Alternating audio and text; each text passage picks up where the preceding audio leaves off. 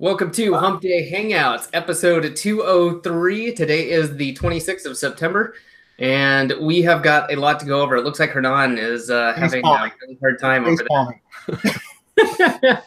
Nice try, buddy. Let's go through real quick before we've got some really good announcements. We got a lot of stuff we want to share with you guys, of course, but we're going to run through and say hello real quick. So, Chris, how you doing, man? Doing good. Super excited to be here today. How are you doing? Good. I got off a plane an hour and a half ago and had a crazy ride back with a super awesome guy who was originally from Vietnam and was also in the Marine Corps. And you know, anytime you're in an Uber with passengers and the guy driving is saying like, I'm a machine gunner, I get paid to kill, and then starts laughing, like it's funny between me and him, but I think the other passengers might have been concerned.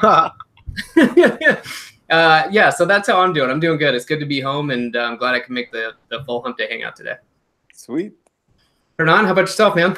That's commitment, man. You were flying like an hour and a half, and then you rush home to be on the Hump Day. That's pretty cool. So I'm great, actually. I'm excited to get to hang out with you guys, and I'm also excited for POFU Live 2018. That's going to be awesome, and yeah, pretty excited about that. Awesome. Well, yeah, we got a little bit more about that. I'm going to let Hernan mention that here in a few minutes once we go through here. But Marco, how you doing? It's freezing, man. It's like 62? No, 64. Oh, it's awful. Yeah. I had to put on a t-shirt with sleeves, man. This is ridiculous. Well, you know, everybody feels for you. We're all, I know there's a lot of people out there who are sending you their best thoughts and wishes. Yeah, my heart bleeds for him right now. Feel my pain. Bradley, how you doing, man? How's the training going along that you've been working on? Oh God, dude, it's turned into a monster. I've made made a mountain out of a molehill.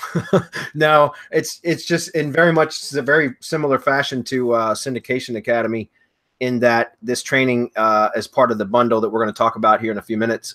It's more for people that are like not necessarily in the internet marketing industry. It's just for entrepreneurs, and so I'm contributing the product called Local Lease Pro to this bundle for entrepreneurs, and you know, because it's not an IM crowd or an SEO crowd, I'm trying to make sure that I explain everything as like what we're doing and why we do it and that kind of stuff. And so it's very much like Syndication Academy in that it's for people that may be completely green.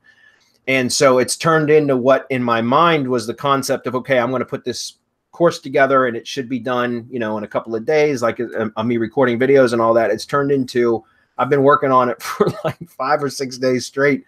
And I mean, there's just a whole bunch of training in there, guys. It's crazy. And so I'm still not done. I've got more to do, but it's turned out to be one of our bigger courses, so to speak. And so anyways, I'm excited about it because it's a great course. We've got a member that's coming to POFU Live. His name's Paul. He attends Hump Day Hangouts and been following us for years. He actually joined or bought his ticket to POFU Live because I was so excited about this process, this method. And that's what Local Lease Pro is about. It's more on the solopreneur side of things. In other words, it's for a one-man operation. What I'm going to be teaching at POFU Live is the same business model, but in a scalable way, a way that you can expand and create a true business out of it.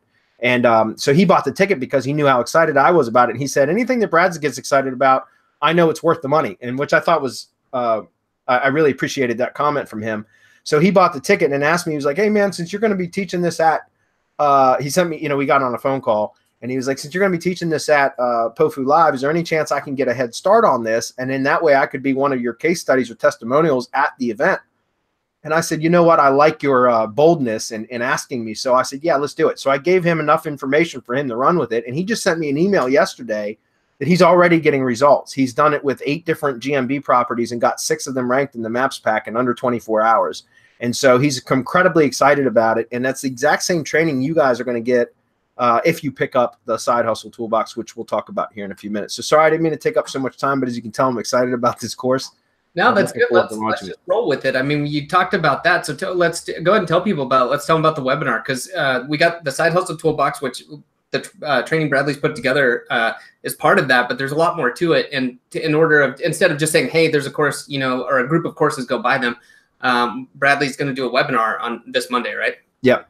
Yeah, and so the webinar that I'm going to do on Monday is just about our product. I haven't been through any of the other products that are available in the Side Hustle Toolbox, but just so you guys understand what we're doing is there was a company that they're called like digital content curators, and in that they essentially go out and contact product developers that are in the entrepreneurial space, make money from home, or just anything that kind of entrepreneurial type of space. They go out and contact product developers in the entrepreneurial space, and that covers a whole lot more than just internet marketing. And then they basically say, look, we're going to put together this, we're going to curate a package of other product developers of entrepreneurial type products, and we're going to sell it. And what happens is all of the contributors get essentially promoted to all of the other contributors' lists. So it's a way to gain exposure for the product developers or the contributors, which is why I agreed to this. I thought it would be great to expand Semantic Mastery's presence to outside of our very small corner of the web that is SEO and internet marketing, local internet marketing, right? So anyways, we contributed, like my contribution was, because this method that I'm working on is working so well right now, I said, you know what, I got the perfect idea for this. So I decided to develop this product, calling it Local Lease Pro.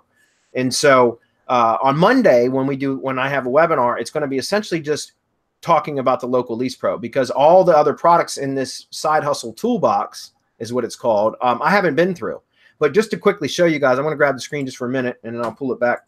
But I just want to show you guys something. Take a look at this. This is insane.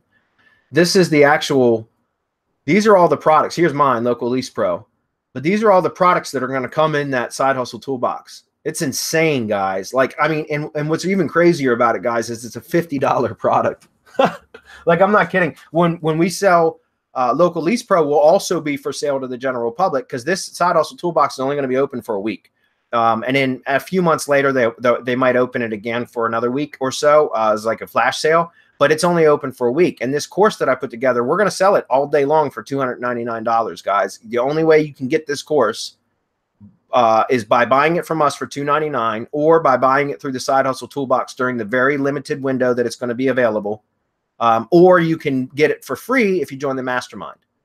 That's it. Those are the only three ways you're going to be able to get this product. And so again, for $299, but this whole bundle here, guys, is going to sell for $50, which is freaking insane. I think that's insane. Had I known it was only going to sell for $50, I might not have decided to contribute such an amazing course. But at the same time, it's going to give Semantic Mastery a lot of exposure to to an additional audience, more people than we typically do. So I just wanted to kind of point out what this Side Hustle Toolbox thing is. It's basically, you can see just from looking at this, guys, there's a ton of stuff in here for people that are looking to learn how to make money on the side, to create a side hustle. And so Local Lease Pro is an entire business in a box method for building your own assets, your own local lead generation assets that then you lease out to local businesses, or you can, do pay-per-lead or whatever. But I recommend just leasing because that's the easiest to manage. And so that's what I've been working on for the last several days, day in and day out. And just to give you a quick preview of inside the membership area, this is it here for Local Lease Pro. And you can see that, like, this is just the overview section. And then take a look at this, guys. Setup is insane. This is very much like Syndication Academy in that, look at how many lessons are in here. It's absolutely insane. And I'm still not done. Like, I mean, I'm just adding more and more. Like, we got monetization. I'm working on that right now. We've got maintenance coming up. And then the growth or the scaling, which that's probably going to be coming soon. In other words, that's not going to be available on launch date because I'm going to add some training from POFU Live into the scaling section. So that'll be coming. But my point is, guys, it's an insane amount of information in here, guys. This particular method is working like crazy right now. So if you're interested in local marketing at all or lead gen, this is one of the best methods I think ever. And it's crazy because really it's just a method that I had developed or used originally when I first started in the local marketing space in 2010. And then for some reason or another, I got away from this particular method and it's just come back to me. And I just started using this method again and it's working like crazy. Now there's a very specific technique that we're using at the beginning of this that I didn't have available before. But anyways, it's great, guys. I would highly recommend that you check it out. It launches on Monday. We're going to do a webinar, or I'm going to do a webinar specifically about Local Lease Pro to go into a lot more detail about what it is. And then obviously for this price, guys, $50 for all this stuff, you'd be stupid not to. Yeah. So the link is on the page now, you guys, and we'll be obviously sending out some emails about that. So if nothing else, check out the webinar, and then once the link comes out for the actual toolbox, go check it out. Obviously, we want you to be interested, or we think you'll be interested in our course, but that's a ton of value. I mean, I don't think we have to really hit that nail on the head again. So yes, sir. I wanted to say real quickly, we had the webinar a couple weeks ago. Now, was it a week or 2 weeks? Losing my mind, but with Jeremy from Press Advantage. And so if you guys haven't checked out that replay, I'm going to put the link on there. Go check it out. The deal is going away, I believe, tonight, right, Bradley? Yeah, that it should be closing tonight, guys. In case you hadn't seen it, the webinar that I did with Jeremy from Press Advantage was freaking amazing. The offer that he gave us is, I mean, it's one of those offers that only comes around a handful of times in your career. Like, I'm not kidding, guys. It's that good. So I would highly recommend, if any of you are using press releases for your business, which you all should be, because it works so damn well, especially for local stuff. I would definitely check it out today before he closes it, because once he closes that offer, it will never be opened again. And he said that, he flat out, that is an exclusive Semantic Mastery offer, and it's absolutely insane. And he's never going to open that up again to anybody else, including us. We may do another offer in a couple of months with them again, but it won't be the same offer that's available until the end of today. So highly recommend you check that out, guys. All right. And I wanted to flip back around. We got 2 more announcements. Both of these are really important because they're limited time as well. Hernan was talking about POFU Live at the beginning. I'm booking in our VIP experience, and that has to be completed in the next 48 hours. So, I mean, that's part of the announcement. But basically, the VIP tickets are going away. We're going to have to shut that down because we have to finalize a lot of stuff before the event. But Hernan, did you want to add anything to that? No, I mean, that's the deal. VIP tickets are going away tomorrow night. So at midnight EST tomorrow, they're going away. You can still get the regular tickets, but the VIP tickets get, some extra time with the crew, some extra time to networking. And actually, a lot of people are getting the VIP tickets because they make so much more sense, right? At least that was the main idea. So get it. If you haven't already, go ahead and get it. And because we will love to have you there on POFU Live. It's gonna end up being an amazing event, and we're really pumped about it. So definitely. And just real quick too, if you're new here, you're just watching us, I want to say thank you first of all. And if you're wondering, a lot of people, one of the more common questions we get is, hey, where should I start with Semantic Mastery? And Battle Plan is the place to start. I'm going to put the link on the page for that. And as always, the mastermind is available for those of you who want to take things up a notch or two or several. And want to be, getting the what I'll call the insider access, the live webinars, additional training, and access to a lot more of our products. So I'll pop that link on as well. And I think, Marco, we got something else special going on just until the end of today, right? Yeah, it'll be over at 6 p.m. Eastern. We have a 50% off sale on Done For You RYS stacks.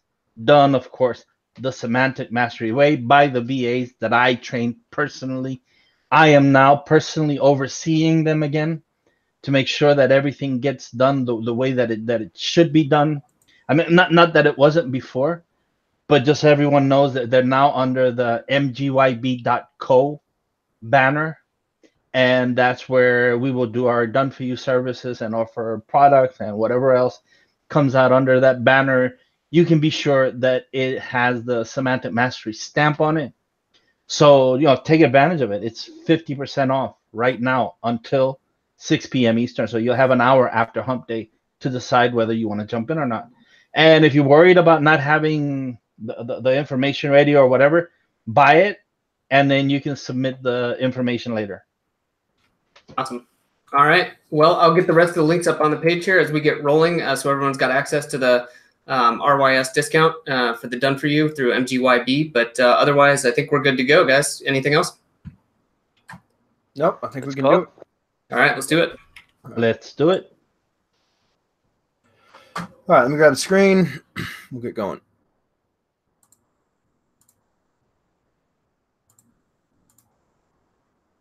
All right.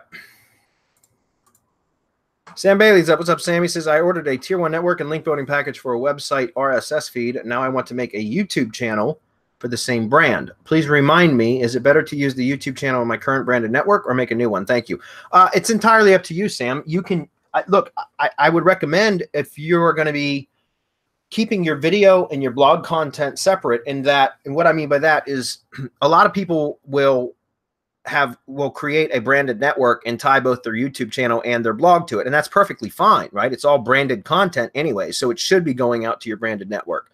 But what happens is I've seen a lot of people take shortcuts, and they'll, when they publish a video or, to their YouTube channel, they'll take their video and then go create a blog post out of it on their blog, right? And a lot of times the blog post title is going to be the same as the video title, and it's just an embed. Or it might have an embed with the video description or whatever it may be in the actual blog post post body. But what happens is on the Web 2s, the syndication sites, it ends up looking like a duplicate post, because if you syndicate just the video from the YouTube channel, it's going to have the title of the post on the Web 2. So like Blogger, Tumblr, WordPress, whatever, is going to be the video title. Then it'll have the embed.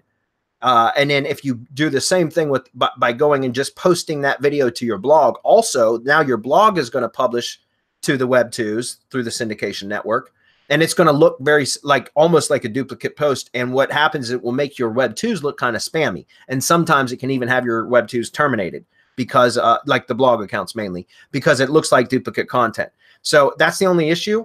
As long as you're keeping your content unique on YouTube and blog, it doesn't mean you can't repost your YouTube videos to your blog. You certainly can.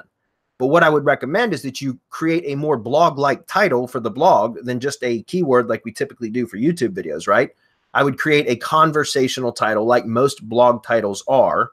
And then I would also add additional content to the post body besides just the embed or the embed and the YouTube description. Does that make sense? I would have additional content there. And that way it doesn't, the titles especially make that unique because then on the Web 2s, it's going to look different right off the bat. It's not going to look almost the same or similar. Does that make sense? And then also just varying the content up a bit. So you can still publish the same videos from your YouTube channel to your blog. And if you're going to be doing it that way, then you can publish both to the same syndication network. Now, if you are going to be doing the method that I just mentioned that a lot of people do, which is just republish videos to their blog, then I would recommend that you just create a separate syndication network for your YouTube channel. It doesn't have to be branded at that point. It could just be a persona-based network just for SEO purposes, right? Or you could create a separate branded network and append something to it like videos, right? Like it could be the brand name videos, whatever. Like let's just say it's the Semantic Mastery brand network, and then you have Semantic Mastery videos network. Does that make sense? That could be a separate network. It's still branded, still interlinked. It's still promoting the same brand and all of that. You're not trying to hide it, but you would just call it the video network, and you could certainly do that too. So it's entirely up to you how you want to do it. Like I said, if I would prefer you did it all to one branded network, as long as you're keeping the content unique on both YouTube and the blog. That's it. Okay. Good question though, Sam. Joe keeps asking this question in our paid groups as well as support, and now on Hump Day Hangouts. So Joe, I know that we've already addressed this in one of the other groups or in support or in both. So I'm not going to address that right here unless Adam wants to reveal it, but I don't think we do. Nope. And anyone who's gotten their POFU live tickets got an email yesterday or the day before with the location, and so attendees obviously will know where the location is. Okay. So yeah, so you guys should have already received notification now. I'm sorry we had to keep it under wraps. We did that intentionally, guys. Trust us, it was for a reason. We were not trying to make it difficult on anybody. All right. Dustin. Okay. I like Dabi better. No, I'm kidding. Dustin says, hey guys, I was wondering, since iframes don't pass penalties, couldn't I just buy a ton of Sape links that point to a Web 2.0 that points an iframe to my site? Greetings, Dustin. That's a really good question. I don't know. I just haven't used Sape links in quite some time. I used to use the shit out of them, but I really stopped using Sape links quite some time ago now because really the only link building method I do anymore besides drive stacks is press releases. And occasionally, if I still need some spam links, I'll send them to our link builder to do it. But I don't even do that very much anymore because I haven't needed them. We've been able to get results using like our add ID page stuff, the local iframe loop, RYS stacks, press releases, all of that, able to just crush it with those methods, which means I haven't needed to do a bunch of Sape links. However, you're on to something there, Dustin, when you're talking about iframes. We talk about iframe stacks and RYS Reloaded, also a bit in local GMB Pro, and also a bit in Semantic Mastery Mastermind. And they're super, super powerful. I'll let Marco comment about Sape links, but you know, like I said, I just have stopped using Sape links because we haven't needed them. Marco, what do you think? Yeah, I stopped using Sape links. Number one, Google hit Sape link network not too long ago, and things went really bad for whoever was in that network. I don't know which one got hit, but you know, there's always that chance. The way that I do it is, and we actually tested it on something that mattered. We went to a highly competitive market, highly competitive niche, built a drive stack, and you know, I've said this before. We hit it with 1 million GSA links, and we didn't care where the links came from. So they included porn, and you could see it in analytics, and excuse me, in what used to be Webmaster Tools, now Search Console. You could see all of those links, and some of them you didn't want to click on, and if you did, you didn't want your mom and your kids around when you clicked on it. and yet to this day, that project is still ranking in the 3-pack. It's ranking in the map pack, right? It's ranking organically. It's ranking files, folder. It's just ranking a whole bunch of stuff. So it just goes to show the power or the cleansing power of drive stacks, right?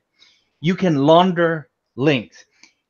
I'm pretty sure that you could do it this way if the Web 2.0 that you're going through is, number one, powerful enough to withstand all of that spam. If it's not going to kick you out, you know, if you're not going to lose it for hitting it with all of that spam.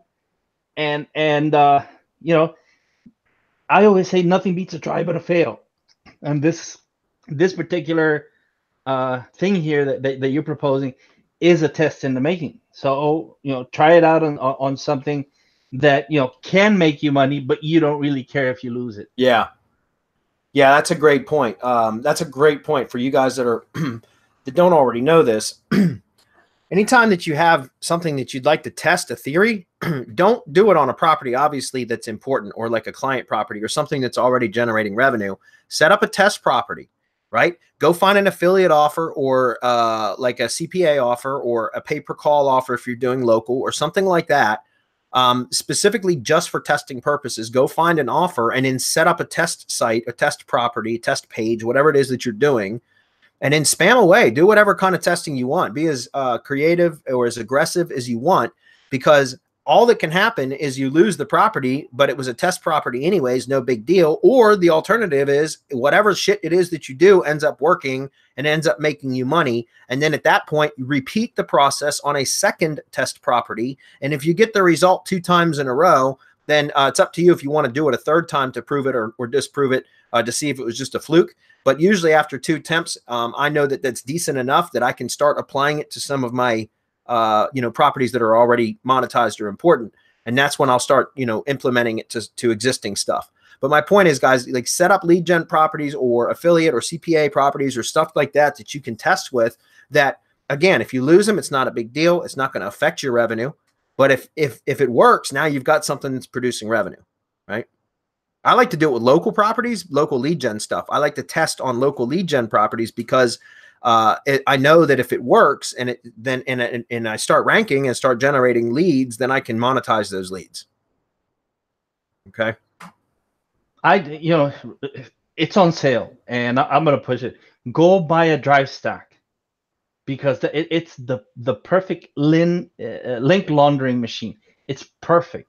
The worst that could happen is that Google disregards your Sape links. That's the worst that could happen. And the best that could happen is that you power it up so much that you literally take over the niche. Yep. All right, so Melanie's up. She says, hey guys, I've been using JSON ID schema for some time, but I've never learned how to use the same as tag for local businesses. It has an ad ID, which I don't know where I'm confused what to put. Could you please help me out? It's a great question, Melanie. Okay, so the same as is essentially, it's a way to tell Google what other properties represent your brand. Does that make sense? Or the brand that you're promoting for that project, if that makes sense. So same as would be like you would list and same as the Facebook page, the Twitter profile, YouTube channel, Google Plus page, Instagram if you have it. You know, citations if it's for local businesses. You could be listing your Yelp URL, right? Your Yelp profile, Yellow Pages, Super Pages, Angie's List, you know, all of those, Brown Book, you know, all of those are different ones. If you're doing press releases and you have a company page or an organization page or what we call a newsroom, right? That's another great one. I talk about that right now specifically because we just got off the webinar with Press Advantage and they produce beautiful, beautiful company pages that have a lot of SEO value. So those are great branded tier 1 properties, or what can be used as what's called same as, right? So if you're familiar with our Syndication Academy, we set up, or syndication networks that you can buy from our MGY, or I don't think we can buy them there yet. We don't have syndication networks in MGYB yet, do we? No, we don't. I know we don't. Yeah. Never mind. As of October 1st, we will. Okay. Well, either way, if you purchase a syndication network, build it yourself or whatever, you're going to set up a network of branded properties, and all of those properties could potentially be listed as same as properties. Okay. So that's all it is. It's just telling Google, hey, this is our brand on these other platforms as well. Okay. And it's a way to tell Google like, hey, recognize us over here too. Give us credit for all of these properties that were mentioned on. Does that make sense? So it's very, very powerful, guys. That's why interlinking works so well. You know, so many SEOs I remember for many years, SEO was all about hiding footprints, and there's still a lot to that. There's no doubt.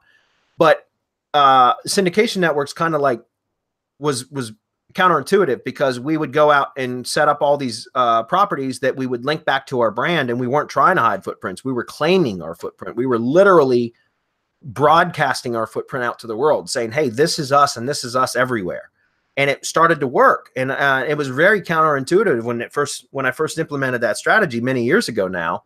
But it just continued to work and work and work. And now it's pretty much the same as attributes in JSON LD schema or structured data proves why that works, right? It proves that Google wants to see and wants to know that a brand has a big footprint.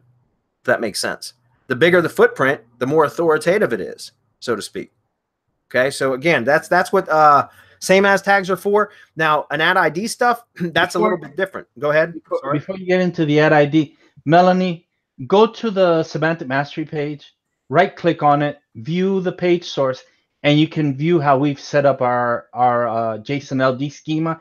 It validates, so it's working perfectly well. You can work off of that. Or you can use all sorts of schema generators that are online, JSON LD schema generators. I forget who this guy is, but I'll find the link in a bit and post it up top. I mean, you can generate your own. Now, it's really simple, nothing complex about it. You're just giving Google bot information about your company and everything that's related to your company or your website.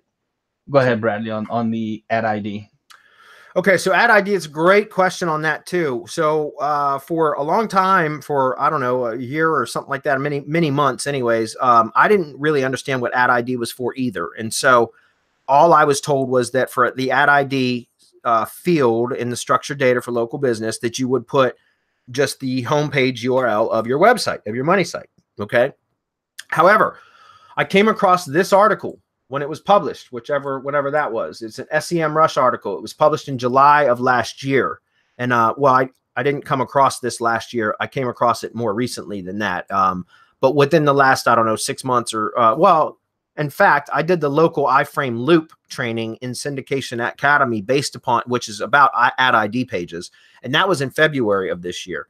So I believe I came across this article in December or January. So anyways, when I came across this article, it says, are there other values for ad ID at type corporation? And then a little bit further down where it says, what is this at ID? Okay. And it was talking about this. I was just reading through this entire article and I got to this section about what is this at ID, right? So it was saying basically, what is this? And that was a question I had always had. In fact, we had Ryan Rodden on, who's a schema pro. I think that's actually what his website name is. Schema Pro or schema.pro or something like that. Anyways, he was a schema ninja, and he even at the time he came on our mastermind and did a webinar with us, even he said the ad ID, just put your homepage URL in. So that's all I had been doing. But when I came across this article, I read through it. I'm not going to read through it here, guys, but it talks about the ad ID page or reference basically being like somewhere to point Google to say, okay, this is where you can confirm all the information about our brand or about a company, about the brand. And so essentially an ad ID page becomes like a point of reference for the entity. So my understanding was, I instantly, when I saw this, I said, that's the best explanation I've ever seen for, really the only explanation I ever saw for what an ad ID page is supposed to be. And it instantly clicked and made sense to me. I was like, I can see where we can do some pretty nasty stuff with this. And so that's where I developed the local iframe loop method, which was, again, that's in the February 2018 update webinar for Syndication Academy. If you're not in Syndication Academy, go join it and you'll learn it. Or come join the mastermind. We talk about it there, or in RYS Academy Reloaded. I think we might have also done it in MGYB, or excuse me, Local GMB Pro. But anyways, it's very, very powerful strategy because ad ID pages you can set up and do all kinds of nasty iframe stacking. I can't get into that here, but you can do some real nasty iframe stacking with ad ID pages and just really, really cool stuff. So an ad ID page, typically what I do is I set up an HTML page that I upload to direct to the root of my domain on the server for wherever the web page is hosted. And I just use a simple HTML template because it's a static page. It's not a dynamic page, or if it is dynamic, it will be updated via iframes. In other words, whatever I iframe into the HTML page will update dynamically anyways. But so it's a static page. It loads quickly. And I just add it to, like I said, it will be like, for example, I would add it to the directory of, so semanticmastery.com/ID or id.html would be the HTML, the ad ID page for Semantic Mastery. And now I have not created one for Semantic Mastery. I'm just using that as an example.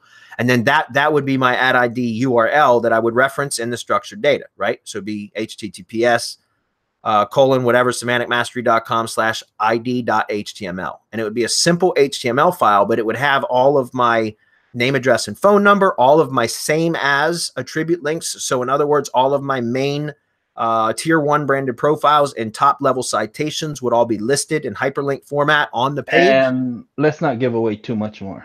Yeah. And then the iframes. And that's what I'm saying. And just the iframe stuff. Which, again, if you guys aren't familiar with what you can do with iframes, come join RYS Academy because that's where we talk about it the most. And some of the stuff that you can do in there is just insane. Okay? And that's all you got to do, guys, is just put all your company information on the ad ID page, and that becomes now kind of like a resource that Google will reference via structured data, right? The semantic web, essentially. And it's going to always go reference that to confirm details or data for a particular brand or entity. All right, so just read through this article. It's a great article, by the way. You'll learn more about it. It's a good question. If we were picking winners, that would be a good one today. Brian's up. He said, I've heard about 2 different approaches regarding linking from press releases. One is use only brand anchors and naked URLs, or 2, and from Press Advantage, use primary and secondary keywords linked to money site, a tier 1 site, many possibilities here, and a previous press release if related. What has been your experience since these will go out to 200 to 400 publications? Okay, so I totally agree with number 1, which is use brand anchors and naked URLs, because that's pretty much primarily all I do. If I am going to do an anchor text link or a link with anchor text, then I usually only do that for tier 1 properties. Like, in other words, I'll be linking to a branded tier 1 property. Which could be a citation. It could be one of my web 2s, a social media property, Facebook page, whatever. If I'm going to use keyword anchors for a link and a press release, I typically will only do that to tier 1 properties or search pages. Like, in other words, like GMB posts, for example, which is basically like a search engine result page with an overlay. Those work. You can also hit actual search queries, like search query pages from Google. There's some pretty ninja stuff we talk about in Local PR Pro about that. But yeah, so again, I totally agree with number 1. If I'm going to be using any anchors, keyword anchors, it's going to be specifically to tier 1 properties. Occasionally, like I said, I might link with a keyword to another press release, but then again, that would just be another tier 1 property. That's not direct to money site. Okay. theoretically, you could get away with probably using keyword anchor text more direct to money site, because so many of the links on press releases are no follow. And so that means it won't cause an issue with anchor text ratio. But there's really no point in using anchor text links if you don't need to. Like if you can achieve the desired result without using anchor text links, why use them at all? Why take the chance? Right? Okay, Leela's up. Hey guys, my question is regarding the video carpet bomb service in mgyb.co, which is our store, guys. He says, I heard Bradley mention training for how to use it for prospecting. Can you please expand on that? Yeah, it's very simple. The video carpet bomb method for prospecting, we actually just increased the overall, like what you get for it. I think now we're doing a 15-mile radius, I think, in 3 keywords for the prospecting version, the prospecting method. Essentially what I do with that is whenever we have a prospect that is in our funnel, I've been working on setting up automated prospecting funnels and such for months now, and we've got one where it's just working really, really well. So we get leads that come into our funnel. They get put into our lead nurturing sequence and our autoresponder and all of that. Well, eventually, some of the leads end up wanting to initiate a conversation, right? They want more information. And so they'll initiate a conversation with us or with my salesperson. And then from there, as soon as that conversation is initiated, then we send the contact information or the company information for that prospect over to the MGYB, to our virtual assistant that runs the video carpet bomb campaigns.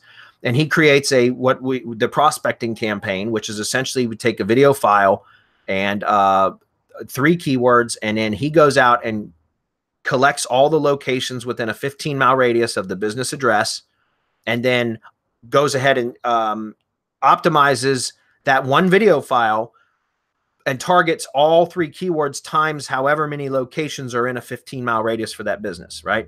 And so let's say there's 30 locations in the 15-mile radius and there's 3 keywords, then it ends up being 90 keywords that we test with this video carpet bomb method. So essentially he goes out, takes the video file, and each video file is renamed after one of the keywords plus one of the locations for a total of 90 combinations in this particular example. And then we upload them to YouTube.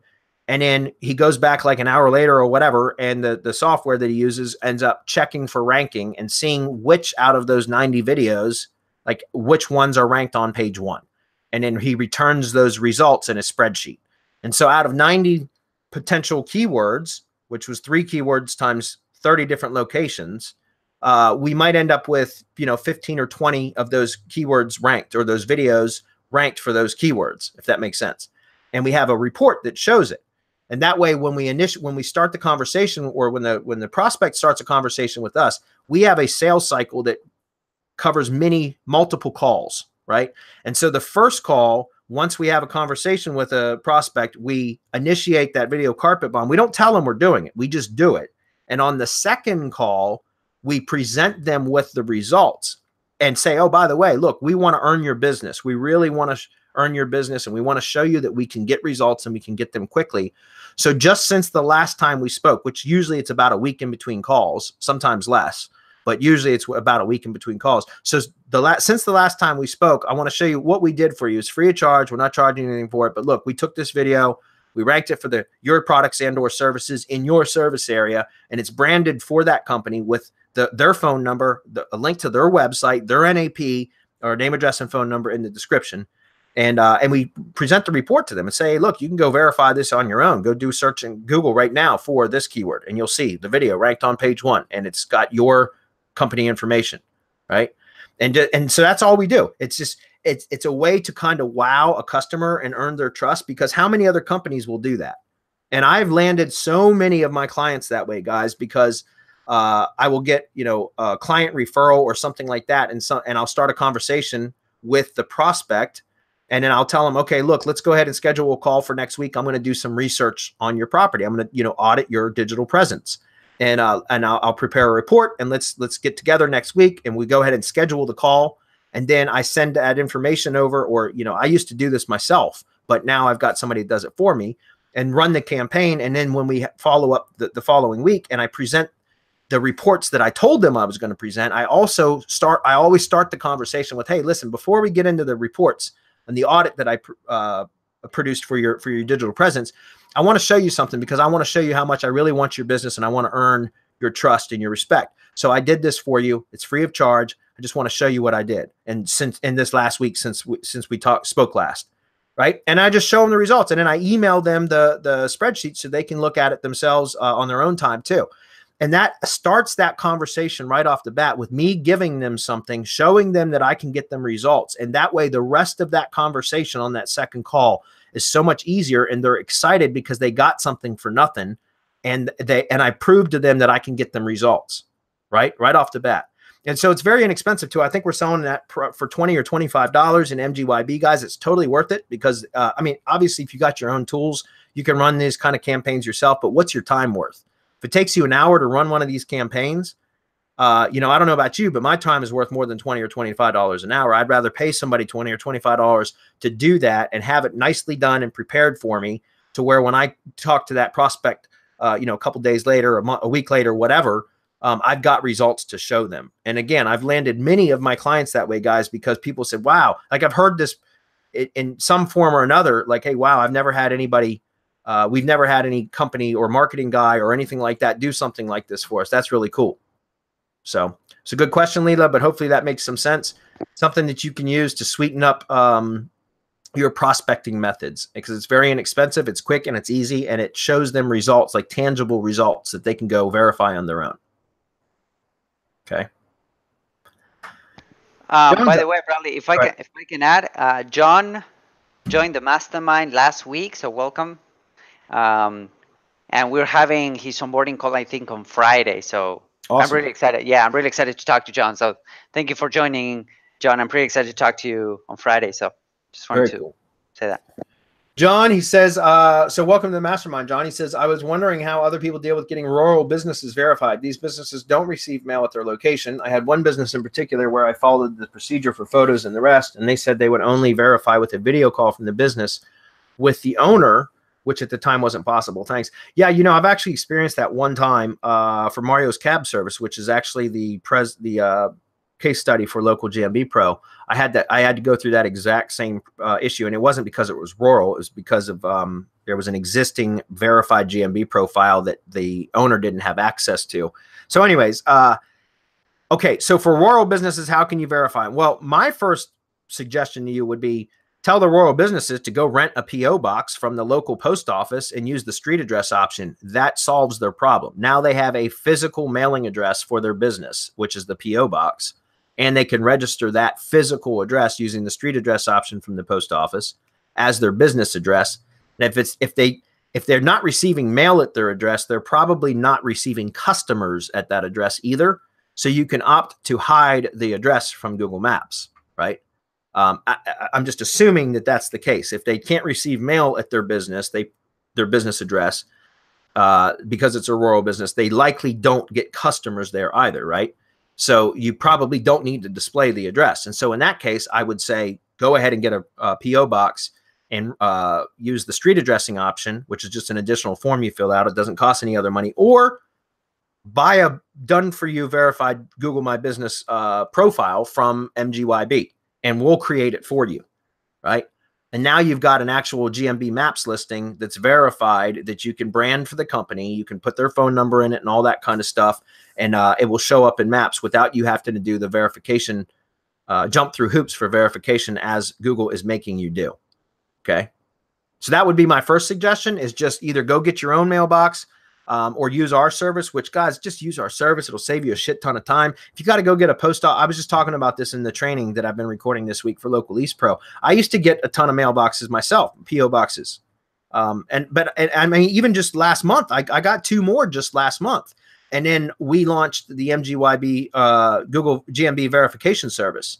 And now I'm not doing any more post office boxes because it's, it uses so much of my time. For example, if I got to drive an hour away, first of all, I rent the PO boxes online, but you have to go to the post office, the physical location, to sign the paperwork, show 2 forms of ID, and then pick up the keys. And that's when they assign the actual box number to you. So you have to drive to the location fill out the paperwork and all that, and get the keys and the box assigned to you and all that.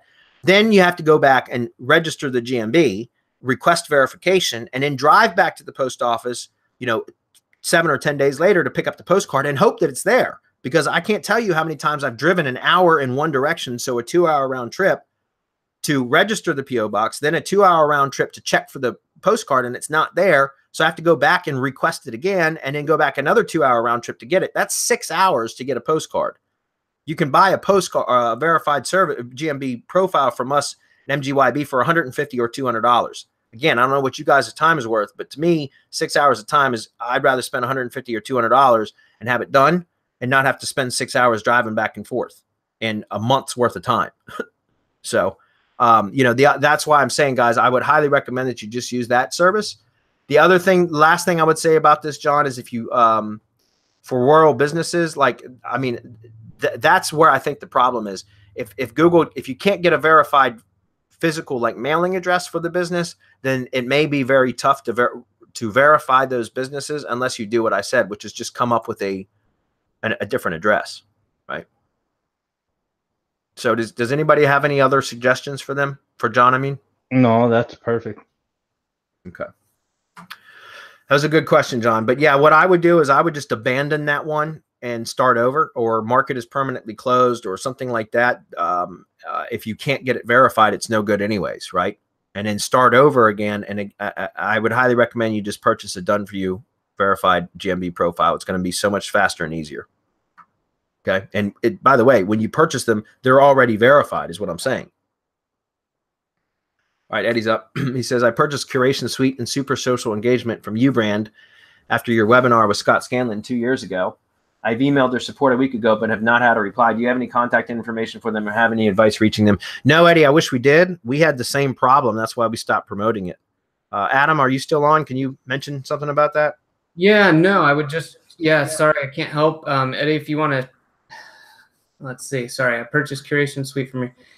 Yeah, I'll give it a shot. I hadn't heard from Scott in a while. And yeah, like Bradley said, we had some issues back and forth. I know he had some issues with his support team. So it wasn't just him ignoring people, but haven't tried. So Eddie, if you want to send something into us at support and mention me, and I'll look into it and see if we can get in touch with him.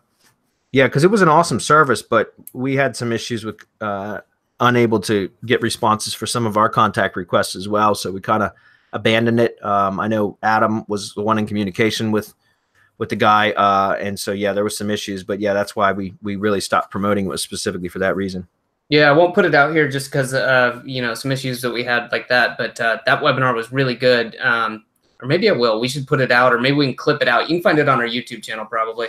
But yeah, if you look for Curation Suite or Scott Scanlon on our YouTube channel, he had some really good advice on curation and how to use that for local businesses, which, a lot of people are like, well, I've worked with a plumber, what can I do? And like, man, he had a couple gold nuggets, so. Yeah. So he says he was asking about Twitter development account needed to be approved to create new apps, which is required for the tool that he uses. And then when applying for a Twitter developer account, would you suggest applying as a business or personal? I can't answer that. Maybe Marco can. I don't do anything on Twitter, guys. I could give a shit less about Twitter. Honestly, I know it's powerful for some stuff, but I've never been a fan of Twitter. And so anyways, Marco, do you want to comment on that? No, because we've never applied for a Twitter dev account.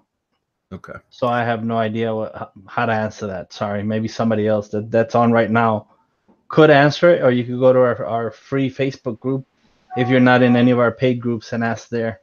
Yeah. Yeah. So I can't give you a better answer, Eddie.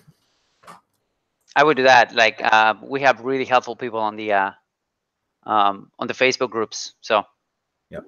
All right. Frankie's up. He says, hey, I have a couple questions, not just one. I hope you don't mind. Well, we'll try to roll through them rather quickly, Frankie. He says, I feel there is so much SEO work to do in so little time.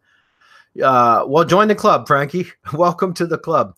He says, I know you preach about outsourcing, but what do you do when you are short on funds and can't afford an outsourcer? Well, then you're going to have to do it yourself, unfortunately, Frankie. Guys, I reckon, obviously you got to crawl before you can walk. I do preach a lot. We all Semantic Mastery preaches a lot about outsourcing because, we want all of you to not have to work 12, 14 hours a day to make a nice revenue from this type of business, guys. But that doesn't mean that, you know, you should start off outsourcing right away. If you have the resources, yeah, you certainly can. But I know many of you do not, and you're looking to create an income. And so for those of you, hey, I bootstrapped my business. I did absolutely everything. I literally started off with nothing and started my business just learning how to do everything and doing it myself. And so, frankly, that's what I would recommend you do. If you don't have the funds, you either need to learn how to do it on your own, or find somebody else that is looking to start a business too, that may have some of those skill sets already, and work, you know, maybe joint venture or partner with them, so that you guys, you know, two heads are better than one. You might be able to make more progress. I'm just saying, there's not a lot that you can do if you don't have funds for outsourcing, right? You have to do it yourself. Yeah. And also SEO takes money too, right? You're spending money for tools. Maybe you have a VPS, or maybe you're hiring somebody to do some specific stuff, right? So it does take some resources. You know, it's not only that, and it's nothing like, there's no such thing as free traffic, because you're either paying for your time with your time or with your money, right? So yeah, I totally agree with you, Bradley, in terms of get a couple clients, work them out yourself, like get a couple clients, and while you're working on them, develop the process. Like, here's the key thing. Like, initially you will have to do everything yourself, and that's how, you know, this is what some of the stuff that I've learned going through this is that every time you do a new activity, whatever that is, right? Setting up a syndication network, whatever that is, it doesn't really matter. Think about that on how to set up a process. Like, think about it in terms of, how can I record this? It can just be a recording, right? Like, record yourself doing that, so that you can train somebody. Maybe you don't have the funds to do it right now, but at some point you will.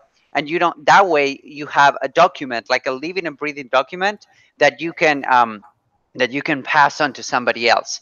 So initially, whatever project I'm starting out, I usually do everything myself. Not because I cannot outsource, but because of the fact that I want to know exactly how it's done, and I want to develop a way that I like it to be done. But I have the end in mind, right? You need to have the end in mind, that it's going to be to hire somebody to do it for you. So that way you are like, you know, you're winning time in terms of, okay, I'm going to do this, I'm going to record it, so that by the time you get the funds, you already have that documentation in place, if that makes sense. So I think that will save you a lot of time, or at least a good starting point. I mean, chances are, because Hernan is exactly right. Whenever I have to learn a new task, or something comes up in the business, you know, like a problem, like so something I have to troubleshoot, for example, you know, an issue with the server or something like that. If it's something new, a task that I haven't done before, then I try to just at least take notes of what I'm doing. Even if it's just a very basic note in Google Docs, guys, I'll take notes of what I'm doing, because chances are it's not something that I'm going to have to do very often. And if it's one of those things, like, how many times you guys on the webinar now, I'm sure many of you have had to go figure out something to fix or repair an issue, and then you had to like learn how to do it and do research on Google and read through forums and stuff like that. And you finally figure it out, you get it fixed, and then you forget about what the hell it is that you did to fix it. And 6 months or a year goes by, and then that same issue arises again, and you're back to square one. You got to go start that research all over again, just because you forgot what the hell you did, because it's not something you do regularly. But if you had just taken notes throughout the time that you did it, even just simple basic notes, like, you know, copying links from stuff that was helpful, forum pages and, you know, forum links and stuff like that, whatever the case may be, just taking notes. Then the next time that problem arises, you can do a quick search in Google Drive or whatever system you use to store your documents, and find it. And it's going to make that process so much faster. You're going to be able to resolve the issue so much quicker. Well, now that's the basis of a process doc for training a virtual assistant, guys. It's the same process. You can create notes for yourself, and then you can take those notes and further develop them out with maybe perhaps a training video that you narrate the steps as well. That's what Outsource Kingpin method is all about. And in that way, you can teach a virtual assistant to do it. So typically, if I have a new process or something, new task that I have to learn, I am like Hernan in that I like to learn how to do it myself the first time. And I usually will do that same process 2 or 3 times to get a pretty good understanding of how to do it, and also to make the process more efficient. Each time you do it, you typically become a little bit faster, a little bit more efficient. And then I create the process doc in the training video, and I hand it over to a VA, and guess what? I never have to do the damn thing again. Never have to do the damn thing again because I trained a virtual assistant how to do it, and I can forget about it from that point forward. And even if I lose that virtual assistant, guess what? I have the process doc and the training video to give to another virtual assistant, right? So again, it's a great way to do it, guys. All right, we're going to try to roll through this. He says, I was planning on getting a tiered IFTTT network around a location-based YouTube channel and have the tiered property location-based and use the syndication network to trigger by running live events to poke, which will rank a video for long-tail keywords and rank a dozen or half a dozen ranked videos to local business owners for a flat rate of $97 to $197 a month. Is that strategy still a viable solution? Yeah, of course it is. Only thing I would recommend is perhaps instead of trying to keep just a handful of videos ranked for an extended period of time, I would just run that, do it over and over again every month. We talked about that last week on about the video carpet bomb method specifically, or a couple weeks ago maybe. So if you go back and watch the archives, you'll hear what I'm talking about that. But that's absolutely a good strategy still. He says, I know you taught it back in 2015 using the Yellow Pages trick, which also looked like a promising strategy. Are those still viable in 2018? Yeah, of course they are. Of course they are. You'll find that some keywords are harder to rank videos for now, local keywords, than they used to be. But that doesn't mean you can't find still easy opportunities. He says, and if it does still work, is this entire operation, is this what I should be turning into a working procedure so that I can justify hiring a VA? I'm hoping that 1 month of this service will give me an ROI or break even at the very least for my money spent on hiring. Sorry for the super loaded questions, but lots of going on and a bit frustrated. You guys rock. Yeah, that's exactly right. Go out and, set up a couple of these campaigns and rent a couple of these out, find a couple paying clients to rent these or lease these from you. And then you can, and during that process, as we just mentioned, try to create a little bit of a process for what you're doing on how you do it. And if you're using tools, for example, document how you use the tool, exactly step-by-step procedures of how you use the tool. Document it via screencast video, right? And put it into a bullet or a bullet format in a Google Doc. That's how I do it. It works wonders, guys. It's amazing. Okay. And that way you, throughout that month that you're doing this, you can be creating all your process docs. And as soon as you get a few of paying clients, now you've got the money to pay a virtual assistant and you've got the training in place. One of the problems we've experienced in the mastermind a lot, guys, is people go out as they take our advice and start hiring virtual assistants. But they hire virtual assistants and they don't have any process docs ready yet. So they go hire somebody and then they go, oh shit, I got to give them training. And then they have to spend time creating the training while they're paying a virtual assistant. And so what I would recommend is create the process docs first, then hire the virtual assistant so that you can give them training immediately upon hire. Okay. I would just add that if he can't hire a full-time VA, he can hire mgyb.co, get a carpet bomb from us, and you can get started that way. Yeah, immediately. Instead of having to do all of that work. We have the processes in place and we could do it for you while you're training yourself and developing the processes and getting everything ready to hire a VA. That's true. So Frankie, for example, because Marco just brought up a good point, and this is what we were talking about with the video carpet bomb. We have the $97 or $99 option, which is very specifically for this type of thing. And so it's like, let's say, I guess it's $97. Let's say it's $100. So it's $100. Okay. So if you were selling for $200 a month, you could buy it from us for $100 a month. And every single month we'll rerun the campaign with the same keywords in the same locations or a new set of keywords. Typically it's going to be the same locations, but we could run the same set of keywords or do another set of keywords the following month. And in the following month, another set of keywords, or run the first set again. Does that make sense? Point is, you'd be making $100 in profit if you were selling it for $200 a month and you were buying it from us for $100 a month, and we do all the damn work. You don't need process docs. You don't need a virtual assistant because you hired us as the fulfillment service. Then you can work on going out and learning how to sell the shit, right? Then you don't have to worry about all that. And that's the point, guys. You could literally hire us to do the video carpet bomb. We charge you $100. You sell it for $200 or $250 a month. And every single month, we just rerun the campaign for you for the same price, and you just collect the difference, right? That's another way to do it. And that way you don't even have to do the work. We're out of time, guys, and we still have a shit ton of questions, or at least comments anyways. Let's roll through a couple more. I don't know if everybody else can stay, but I can stay for a couple more minutes today because I don't get my daughter for dinner tonight. So I'm happy to stay. I can stay. Let's go. All right. Dustin's up. He says, you mentioned in one of your trainings that you use David Spraques rep videos to get your foot in the door with a lot of clients. He currently has a very similar product. Yeah, it's called AdVidi. I know exactly what you're talking about. Just much more updated version of that involving 30-second high-converting ad commercials. Can you please describe how you use rep videos to get your foot in the door with clients before, as I can probably use that same information with this new product that essentially does the same thing, just better.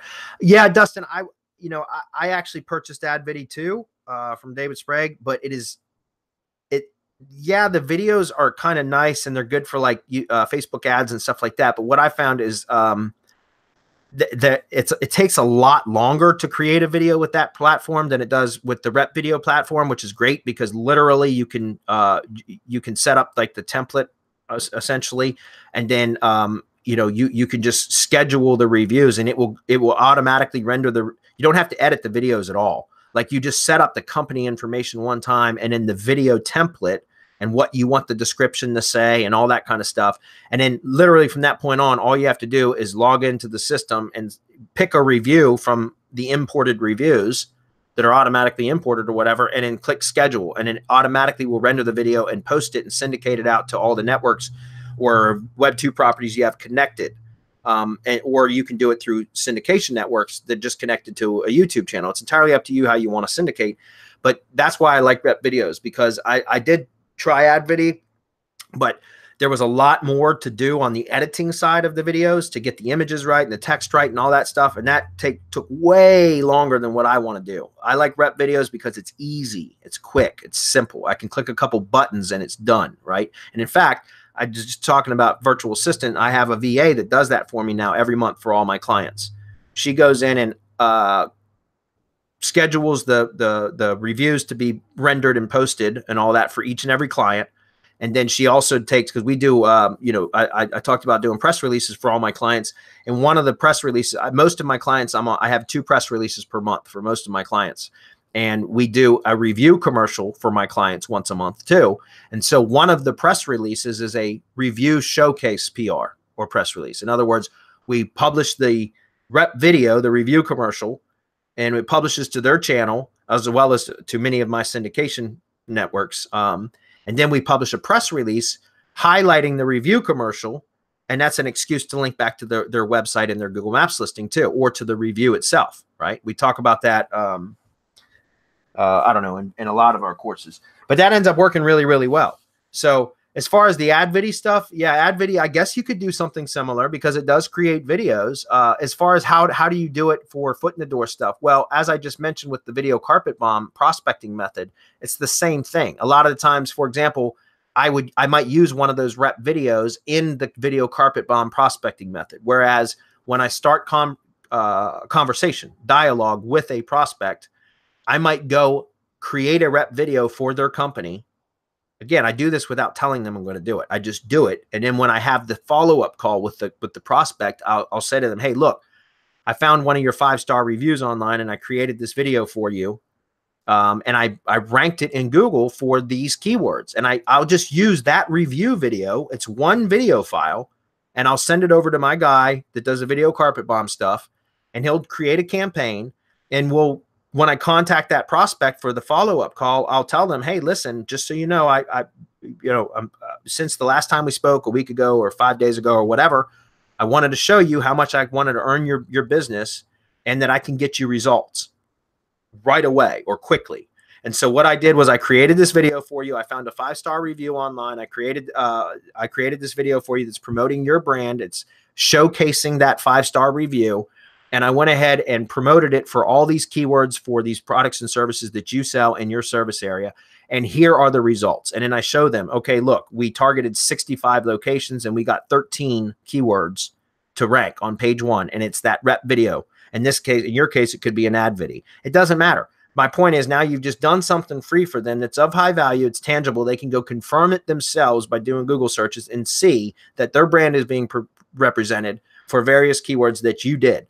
And that's a great foot in the door strategy. Again, because guys, it might be easy to us, but to businesses, they see that and they're like, damn, this guy's good. How many other pitch, marketing companies call them to pitch them on services that have results in hand already? It's very, very rare. Okay.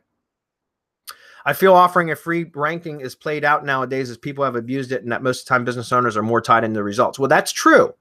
Ranking alone isn't as attractive as it used to be because it's more about, well, ranking and producing leads.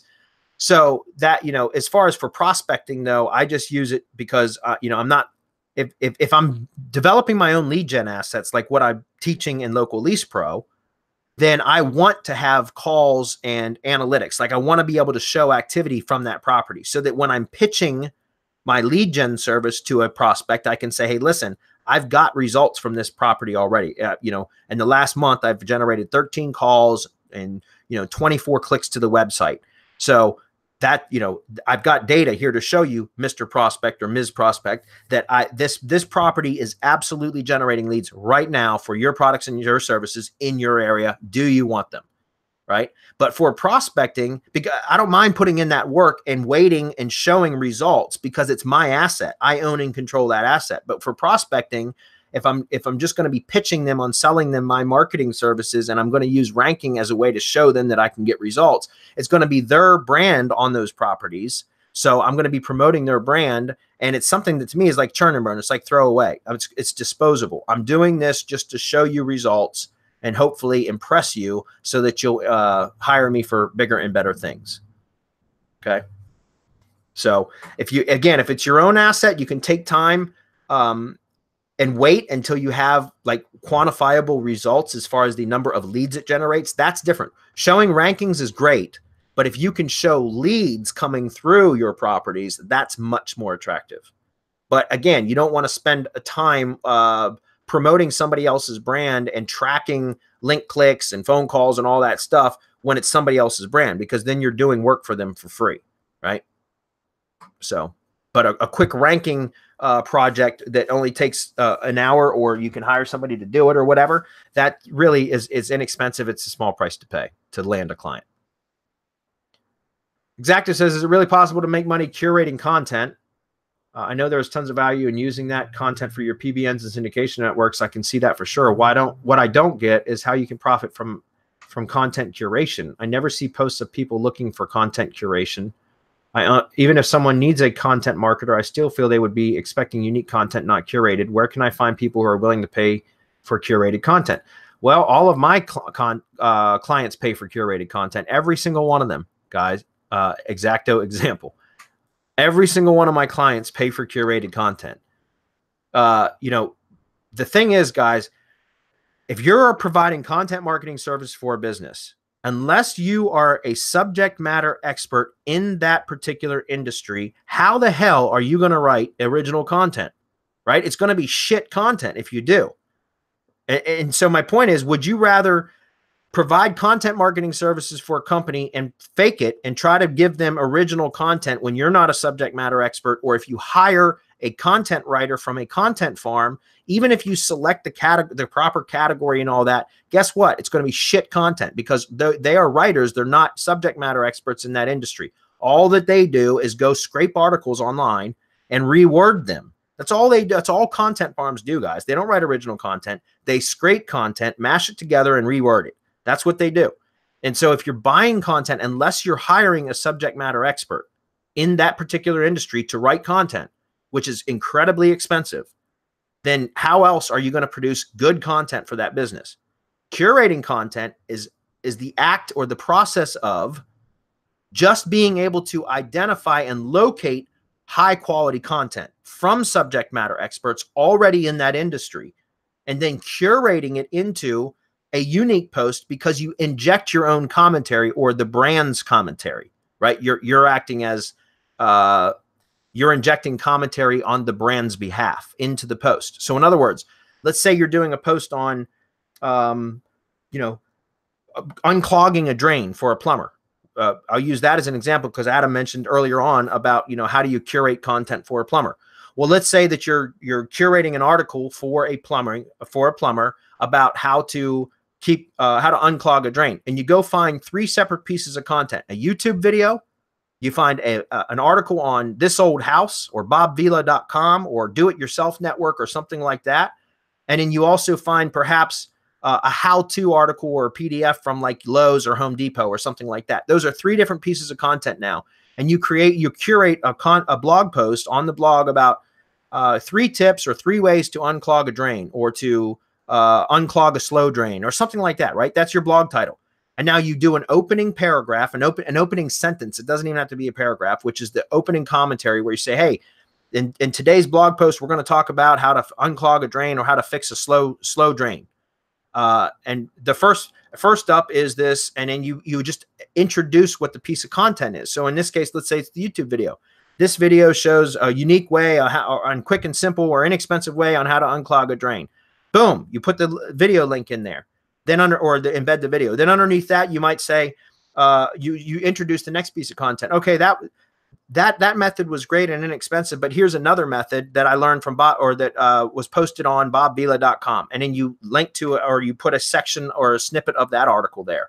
And then the same thing, you inject another sentence or two of commentary before the third piece of content that you curate. And then you write a sentence or two for conclusion. That's it.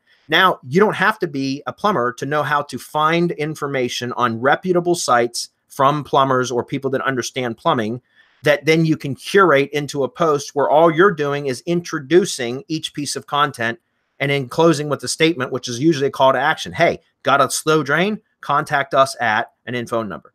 Does that make sense?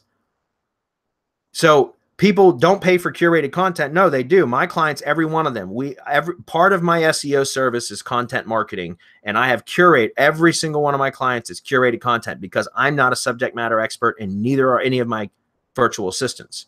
Does that make sense?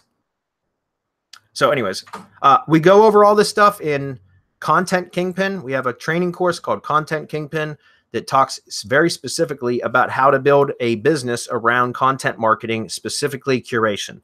If you are interested in doing that example, I would highly recommend you check that course out. It's phenomenal. It works. I've been using content marketing services and curating services as a way to generate revenue for my business since 2012.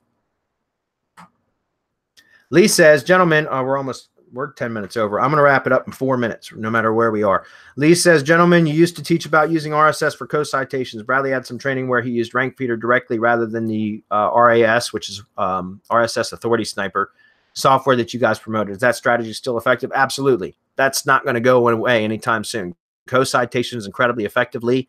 I don't use the RSS Authority Sniper software because I always just found the cocitation stuff that I wanted to, myself, just manually. I found it to be a little bit better that way. Now, I know Lisa Allen has updated that software a couple times or several times probably since the last time I used it, so it might be a lot better. The Rankfeedr part of it is where the magic happens. RSS Authority Sniper just helps you to locate related content feeds. That's it. But you can do that manually too. I'm not discouraging you from using her software at all.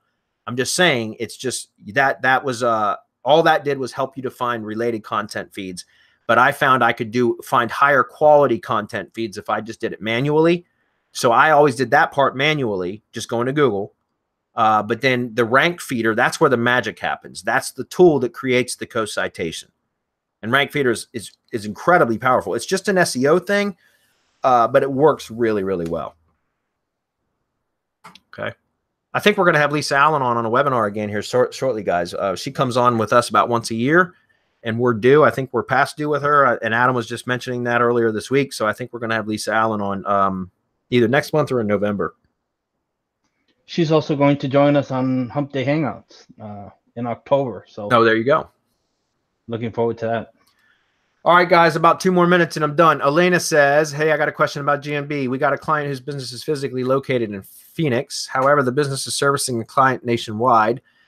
How to obtain multiple physical locations without physically having them across the whole country, so you could be listed in Google Maps in those multiple locations, so you could run this type of ad, the Google Local Services ads. Much appreciated. Okay, I don't know anything about the Google Local Services ads yet because I haven't researched that. I probably should because I do AdWords stuff too. However, I can tell you, Alina, if you want GMB listings so that you can be ranked in maps, mgyb.co, baby. mgyb.co. Look at the GMB verification service. You can, like just yesterday, or maybe it was 2 days ago now, I purchased 8 of them for the Atlanta City area, or excuse me, Atlanta, Georgia area.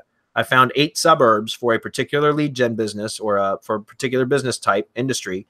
that using my local lease pro method, I found 8 of them that, or actually 10 areas that are suburbs of Atlanta that look like slam dunks, or what I call slam dunks, easy pickings for getting into the 3-pack with little to no work. And so out of those 10, 8 of them are what I call slam dunks. And so I purchased 8 of the GMV verification services from MGYB just 2 days ago, like all at once, boom. But that's because now potentially, you know, even if I'm only 75% successful, I'll have 6 locations in the Atlanta service area that would be highly valuable to the particular type of contractor that I'm targeting, right? And I could lease those properties out for a flat fee of, like, I don't know, at $250 a month, that'd be $1,500 a month. Or I could do a package deal, say, hey, I'll rent them to you for $1,000 if you rent all 6 of them from me right now, $1,000 a month, right? So anyways, that was the monetization. Sorry, I went off on a tangent, but if you want, I highly recommend you just go buy verified GMB profiles from MGYB, and you'll get them back in a week or 2. I'd say within 2 weeks, you're going to get back verified GMB profiles that are ready for you to go in and optimize and start ranking in maps packs across the country. My only concern is with this ads, right? The local service ads. How much scrutiny is that going to put the GMB, or how much is it going to be under? Well, when you do that, what kind of verification does it require? You know, you will have a verified GMB, but how much deeper are they going to dig into that? That's true. My only concern. And what I would suggest, and that's something you might have to figure out, Alina, would be perhaps for every single, each GMB verified profile, I recommend always having a separate Google account. If you buy them from us, it's going to be a unique Google account for each anyways. But what I would suggest perhaps is that you would create the main brand, the main profile, the main Google account for the company, that I would add that Google account as a manager for the other locations. Because then because as a Google My Business manager, you can access all of the GMB listings that you manage in the AdWords account. And that might bypass any additional scrutiny. I don't know that, though, because I don't have any experience with that. So you'd have to research that first. It's a great question, though. What I would suggest is just start with 2 or 3. Don't go head over heels and order 100. But order 2 or 3. Put them through. Get them in there, get them verified, so you can run these local service ads. If that works, then you now have a process that you know is a winner. Yeah. All right, guys. I'm sorry I can't get to the rest of the questions, but we are well beyond the hour mark, and I've got to go. So I'm going to wrap it up. I appreciate you guys sticking around, especially you, Marco. You always do. You're such a trooper. Thank you, man. All right, man. Anytime. And guys, no Hump Day, or excuse me, no Mastermind tomorrow, but be ready because Monday we launched Side Hustle Toolbox, and I got the webinar for that. So come check it out. Local lease pros in that, and for the price that you're going to pay, it's absolutely ridiculous. I can't believe we're contributing this course that I've been spending a week on, like the entire day, and it's going to be you can buy it for $47. It's ridiculous. But anyways, take advantage of it while you can. We'll see you guys next week. Thanks. Bye, everyone.